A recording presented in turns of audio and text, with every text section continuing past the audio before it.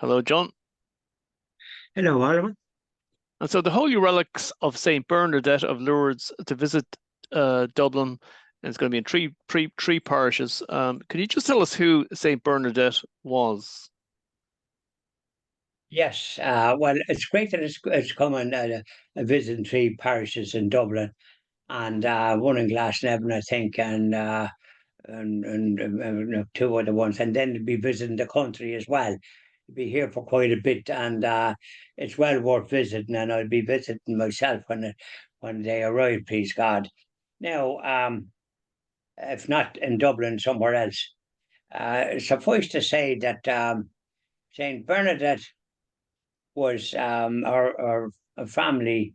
They were successful millers and that kind of thing, but they fell in hard times for one reason or another, and they lived then in a house where I don't know where I think Saint Bernadette was born there and christened very soon afterwards, as was the custom.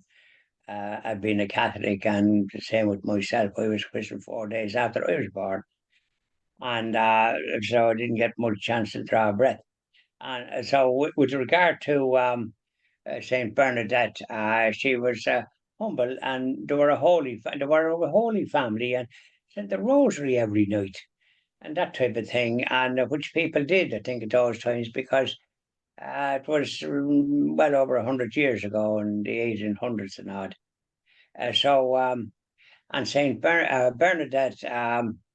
Suburis or Suburia was her name, and I was in their house and saw the room where she lived in that house. And but she used to go down and a few friends, I think, to gather water. There's a river there, and that's the way people did, and we did it here too. People often in this country wash their clothes. Irish women wash their clothes in the river, and there's places where that happened, particularly down in County Limerick. I saw the places where they did their work, and when the railway came, but anyway, we're going back to Saint Bernadette, and but she was there one time on her own, and whatever she was doing, our Blessed Mother appeared to her.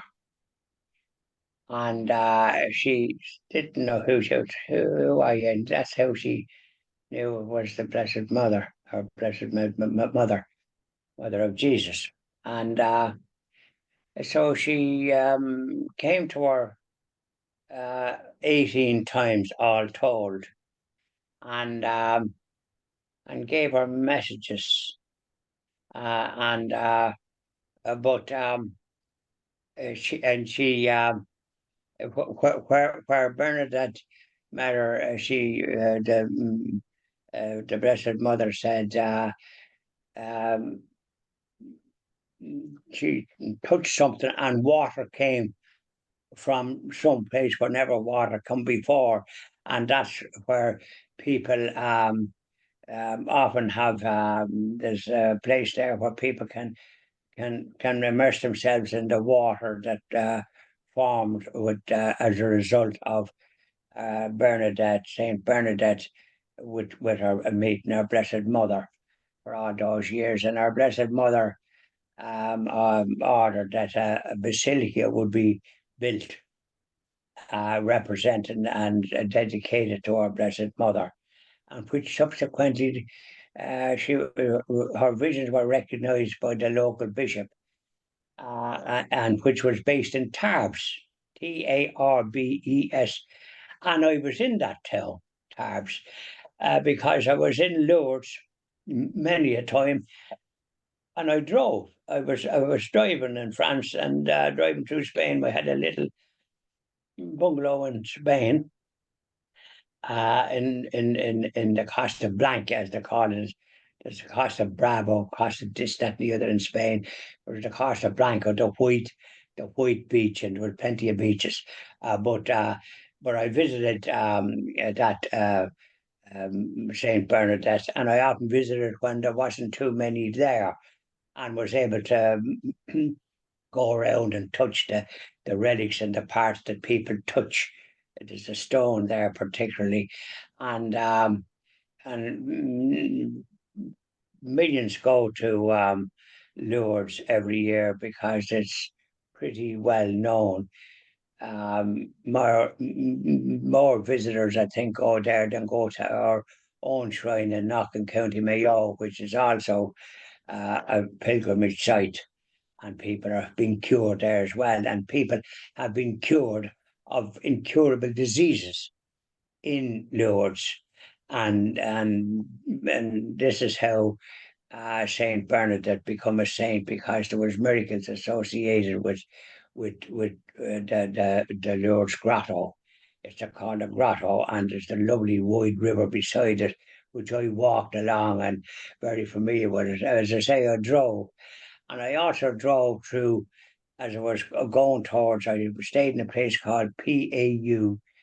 There was hotels there, and I used to stay in the Formula One or the E-Tap, which are very economical. And I stayed in the E-Tap there for a few days with my late wife, Julie. And we visited Lourdes. We're on your way, you pass a village, Ballister or Bal something or another.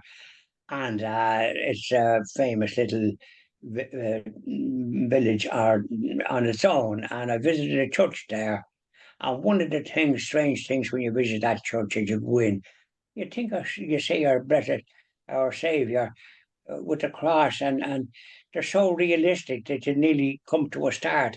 There's two, they're in enclosed glass cases in that particular church, which is only about 6 kilometres from Lourdes, and a beautiful church. With two statues in glass, one on the right and one on the left, and they're so realistic that you'd have to stop. And I always say a prayer, and I did the Stations of the Cross in that particular church, as I did in Lourdes as well, in the Basilica. But coming back to that particular church that I on the way to Lourdes, that I was able to stop the car and visit, because that's what I do. I visit places that's off the beaten track. So if we was to say that as you go up there, they've great relics of various things. And you know what? They have a whole heap of coins of various countries, including this country, and of all our old currency of pennies and fardens and halfpennies and shillings and sixpences. Quite a pile of Irish coinage going back before we went into what we're in now with the euros and all the rest of it. But to have all these coins going back when we had them, I remember when we had them, maybe it's before your time, you mightn't remember them. But certainly I remember them. And there was fardens, which was nearly worth nothing.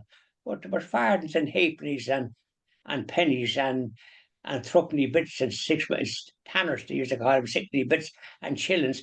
There was all there, and 2 shilling pieces and half crowns. There was a whole heap of stuff, and various other countries as well. Very interesting. I think I spent a few hours there. And in that village as well, there was and you'd be surprised as I went down to see, I always like to investigate, and there was a big school, a boarding school, and I believe there was about 300 boarders in that school, which would be Catholic. And so that was something that most people never visited that place. And I often told them about it, but then they wouldn't be driving the way I was.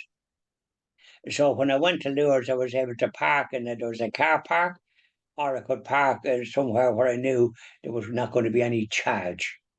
And I'd walk down around the town and that in Lourdes. And oftentimes, as you go down, there's a lot of souvenir shops, and I have a lot of holy water from Lourdes in biggish containers and in smaller containers with our Blessed Mother of Lourdes. I have a lot of them as well. So I did well to bring all these back. And another thing, to have confessions in the Basilica. And the times are mentioning pretty well all day. And I got confession there because there's English and various other languages. I got confession there, and it was an Oblate of Mary Immaculate, which I spent a few years in a boarding school with the Oblates. And I mentioned to the priest, did he know Father Burke, who was one of the best teachers I ever had He taught English, Latin, and French, and I did very well in them subjects because he was great. And he did know. He was from Canada, this particular Oblate. So, um, now, another thing about it, which is very important, is that there's masses there quite a lot during the day, and massive facility, and very, very moving in its many ways. And the whole scene in Lourdes is conducive. And also, what you do meet as you're going along the street is unfortunate people, and they're not from Mother Jure, they're French, I think, and they're sort of lying in the street as you're going towards and looking for some donations, or they're in a bad way, and I happen threw coins into them because you help those poor people that's lost the plot, if you like.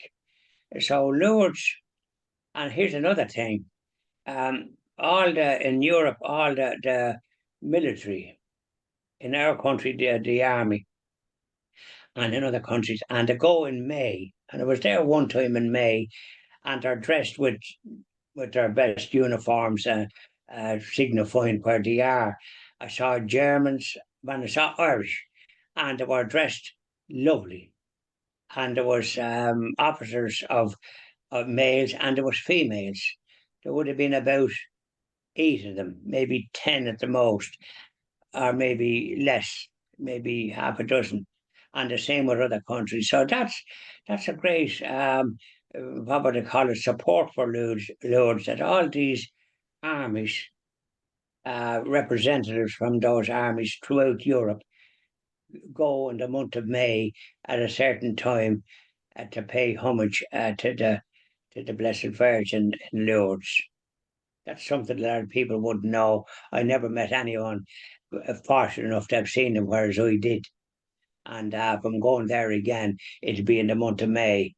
I doubt if I'll drive there now at this stage, but I very well might, because I know the Very good. country fairly well and was able to find my way about and stay in various hotels. That there's hardly a town in France that I wasn't in. Mm.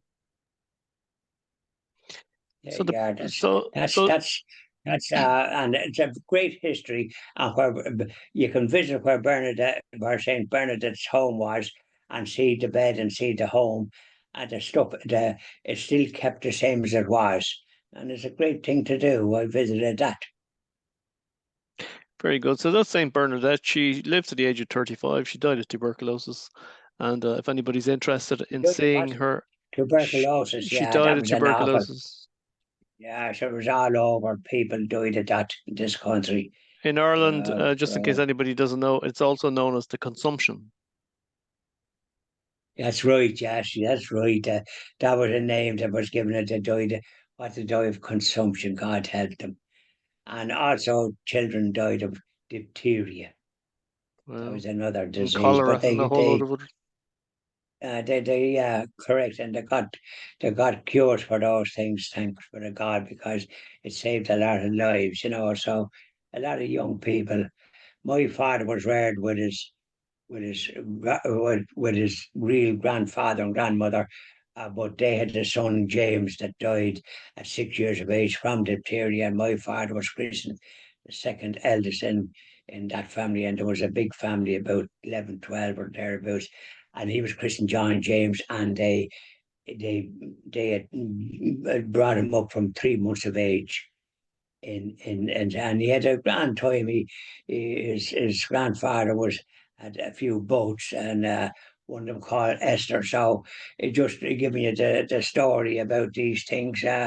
People often had to do those things in those times because it was big families, and it was hard to rear them, because where my father would have been born, there was a good, and there were an ordinary small house, and I think they put what they call an attic, or they converted a room upstairs. I think they had a name for it, because I don't think you went upstairs. I think you went up something else to get up to it. And so because there was boys and girls, there was 5 girls, and 2 of them become nuns, and only one of them married, and yet they were very good looking. Only two of them become nuns, and three of them never. Only one of them married. Me Aunt Annie. Wow. Only and me Aunt Josie. They were quite good looking. Me Aunt Josie was proposed by Eamon Andrews, Whoa. but she wouldn't marry him. Eamon Andrews, the famous broadcaster. She knew better. Yeah, so I'm only right. joking. I'm only joking. I said anyway, right, sure. Look, it's very interesting. I think that it'll make a lot of people very happy to know that there's such reverence around in the cathedrals and the churches with Saint Bernadette arriving. I'm sure there'll be queues out the door. They will. And I also saw the relics of another great saint. I think they were in Monaghan, Saint Teresa of Lisieux. Yeah, our relics. I visited that church in Monaghan, the cathedral, and I visited that. And there was quite a few in it. You had to queue up, and but we got to catch the relics, so I certainly be looking forward to visiting whatever churches that it's in. I hope there's a list of the churches printed somewhere, because it won't be just in Dublin, it'll be in every part of the country, please God. And I am sure there'll be crowds going to it. She was come from humble stock, the same as we all come from humble stock. But we've all prospered with the education that the Christian brothers, the Presentation brothers, the Sisters of Mercy, the Presentation Sisters, Marriage Sisters, and all these marvellous religious people that give us the education. Otherwise, we'd be still illiterate.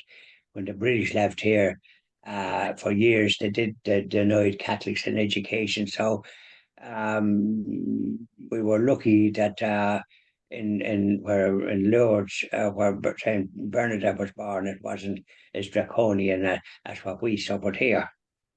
So we have a lot of saints here that are unsung because they died of starvation and persecution and all the rest of it, and we don't hear too much about it. But the Christian TV Ireland will be highlighting that and praying for the Happy Republic. They're all in heaven, of course, and the people that looked after them, the priests and all that, they're all up in heaven. So we'll be talking more about that. But Saint Bernadette is what we're talking about, and I'll be looking forward to visiting Saint Bernadette relics. Thank you very much, Sean. Thank you very much, Adam.